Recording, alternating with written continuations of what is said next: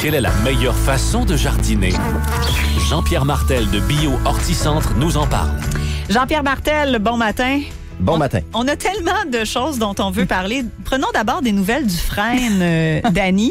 Oui, ben il va bien? bien quand même, mais c'est parce que Jean-Pierre me fait peur parce que ça fait quand même quelques années que je le fais traiter. Et donc, beaucoup d'argent investi dans l'arbre en question. Il a l'air de survivre, mais c'est pas tous les frênes qui ont été traités qui survivent, hein? Ah non, ceux qui sont pas traités, ils sont condamnés. Ah, ceux-là, oui. Mais comme je disais, là, dans ceux qu'on a traités, on en a perdu beaucoup l'année passée. Principalement à cause que, selon les études, on pensait que la grêle est arrivée vers les années 2011. Mais il semblerait qu'elle est arrivée avant 2006. Donc, s'il était pris vraiment très tôt au début, les taux de succès sont meilleurs, mais ça va être réévalué au mois de juin. Là, on voit que les feuilles sortent. Là. Est-ce qu'il y a des signes qu'on peut voir sur l'espérance de vie de notre frêne? Ben, les premiers signes, c'est vraiment au débourrement. S'il commence à avoir des branches qui sont dénudées les feuilles aussi, là, s'il est vraiment feuillu, on dit souvent que si tu perds jusqu'à 20%, là, ça veut dire qu'il est quand même affecté. Okay. Et ici, il y a des pics-bois. Ouais, même l'écorce, parce que j'ai un voisin qui l'a pas fait traiter, l'écorce de l'arbre là, est tout en train de... S'exfolie. Oui, par complètement. terre, là, fait que c'est les signes. Moi, la seule plante avec laquelle j'ai aucun problème, c'est le pissenlit qui se porte très bien. Beau temps, mauvais temps, inondation, soleil. T'as tellement le pouce vert, Marie-Claude. Gel.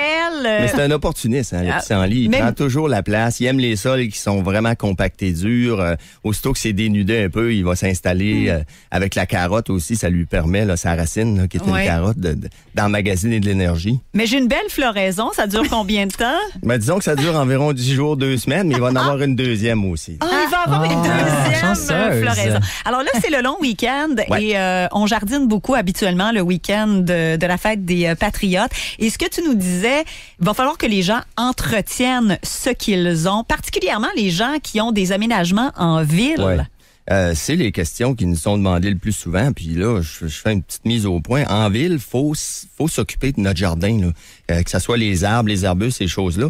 Parce qu'il y a beaucoup de stress en milieu urbain pour les plantes.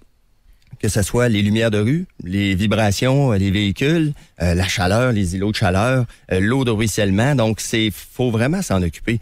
Parce qu'on est appelé souvent à aller voir des arbres chez des clients qui sont là depuis 20 ans. Puis là, ils me disent, il était beau jusqu'à l'année passée. Puis là, on lui demande, as-tu fait quelque chose? As-tu déjà fertilisé? Non. Fait que peut-être aux 2 ans, fertiliser, s'en occuper, là, c'est parce que c'est un investissement. Oui, c'est un investissement. Et tu nous disais, il va falloir aussi peut-être changer nos habitudes de jardinage au fil du temps. Comme là, par exemple, on a eu un printemps très tardif, mais ça veut pas dire qu'on n'aura pas une saison de la même longueur, donc avec, je sais pas moi, plus de récoltes au potager, par exemple, à l'automne. C'est ça. De commencer plus tôt, c'est pas un gage de succès puis de plus d'abondance là à l'automne. On parlait justement de la pleine lune, hein, parce que nos grands-parents, ils disaient tout le temps la pleine lune de juin, là, c'est le 9 juin. Il y a toujours encore des risques de gel. C'est sûr que là, en fin de semaine, on peut travailler le potager, on peut planter des kales, des choux, tous les légumes là, de température froide, mais concombre, tomates, basilic, attendez un petit peu parce que le sol est encore froid. Puis c'est des bonnes chances que ces plantes-là, s'ils sont plantées maintenant, ce qui arrive, c'est qu'ils meurent pas, mais ils figent. Puis là, on n'a plus de production. Fait qu'il faut attendre. Il faut définitivement être patient. Mais là, attends, je suis curieuse. Il faut vraiment se fier à la date de pleine lune. C'est quelque chose que tu vérifies, toi, qui influence?